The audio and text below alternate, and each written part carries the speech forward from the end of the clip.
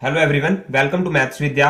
आज हमारा practice set 11 है। इससे पहले हमने 10 प्रैक्टिस सेट कर लिए हैं, जिनका लिंक आपको डिस्क्रिप्शन में मिलेगा, आप वहां से चेक कर सकते हैं। अब फर्स्ट क्वेश्चन देखते हैं। क्वेश्चन है हमारे पास 50 संख्याओं का औसत 36 ज्ञात किया गया। बाद में पता चला कि एक संख्या 48 के स्थान पर 23 ले ली गई। शुद्ध औसत क्या है? हमें 50 संख्याएं दी हैं जिसका औसत 36 ज्ञात किया गया। हमारे पास संख्याएं 50 हैं, औसत 36 ज्ञात किया गया। तो उन 50 संख्याओं का जोड़ देख लेते हैं कितना बनेगा।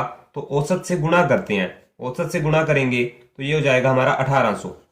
तो 50 संख्याओं का जोड़ है वो 1800 है।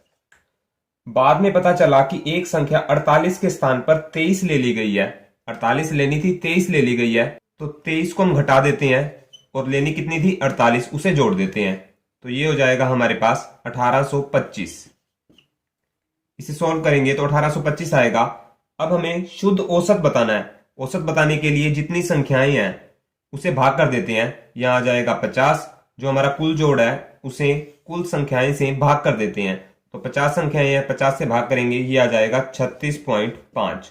जो ऑप्शन नंबर थर्ड में है, तो थर्ड ऑप्शन हमारा करेक्ट हो जाएगा। नेक्स्ट क्वेश्चन देखते हैं। क्वेश्चन है हमारे पास, एक कमरे के फर्श का परिमाप 18 मीटर है, उसकी ऊंचाई 3 मीटर है। इस कमरे की चारों दीवारों का क्षेत्रफल क्या होगा? तो कमरे की चारों दीवारों का क्षेत्रफल होता है 2L+B गुणा में H। ये चारों दीवारों का क्षेत्रफल होता है। तो हमें दे रखा है एक कमरे के फर्श का परिमाप। कोई कमरा है, उसका फर्श होगा, वो आयत होगा, ये L ये B। तो आयत का परिमाप होता है 2L+B।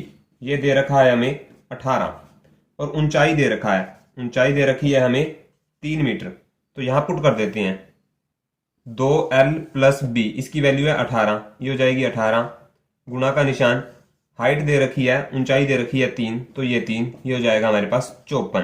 तो 54 हमारा आंसर आ जाएगा। ऑप्शन नंबर थर्ड हमारा करेक्ट बनेगा। नेक्स्ट क्वेश्चन देखते हैं। क्वेश्चन है हमारे पास, एक घन की प्रत्येक भुजा को दुगना करने पर इसके संपूर्ण पृष्ठ के क्षेत्रफल में कितने % की वृद्धि होगी? हमारे पास कोई घन है,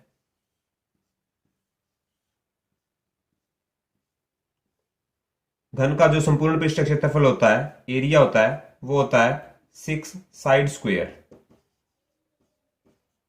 तो हम मान लेते हैं जो भुजा है वो ए है, तो एरिया हो जाएगा 6A²।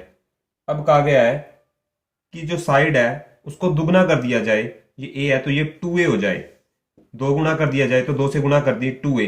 तो एरिया हो जाएगा अब हमारा 6, साइड है जो हमारी वो 2A है, तो 2A का स्क्वायर। ये हो जाएगा 6 मल्टीप्लाई 2A का स्क्वायर करेंगे, ये हो जाएगा 4A²। ये हो जाएगा 24A²। ये 24A² हमारा क्षेत्रफल आ गया। अब बताना है कितने % की वृद्धि हुई है। वृद्धि के लिए पहले था 6A², अब आ गया 24A²। तो 24A² में से हम 6A² घटाएंगे तो ये हो जाएगा 18A²। इतनी वृद्धि हो गई। हमें वृद्धि % बताना है, तो ये हो जाएगा जितनी वृद्धि हुई है 18A² बटे में पहले जितना एरिया था, कितना था? 6A² मल्टीप्लाई 100 और %। यहां से कैंसिल आउट, ये 3 आ जाएगा, तो आंसर आ जाएगा 300%। ये हमारा आंसर होगा। ऑप्शन नंबर थर्ड हमारा करेक्ट बनेगा। नेक्स्ट क्वेश्चन देखते हैं।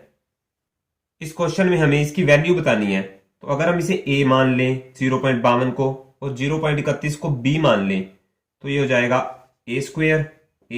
a मल्टीप्लाई करेंगे तो A² माइनस ये हो जाएगा B², और डिवाइड में हो जाएगा a माइनस b। तो A² माइनस B² का फॉर्मूला होता है A+B, और मल्टीप्लाई के अंदर a माइनस b, तो डिवाइड में a माइनस b। तो ये कैंसिल आउट हो जाएगा, हमारे पास रह जाएगा A+B। तो a है हमारे पास 0.52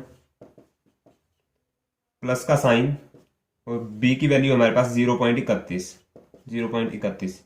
ये हो जाएगा 0.83। ये हमारा आंसर हो जाएगा। ऑप्शन नंबर थर्ड हमारा करेक्ट बनेगा। नेक्स्ट क्वेश्चन देखते हैं।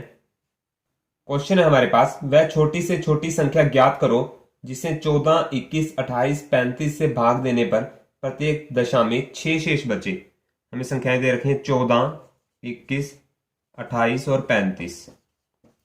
हमें बताना है वह कौन सी संख्या होगी इन संख्याओं से भाग देने पर प्रत्येक दशा में 6 शेष बचे।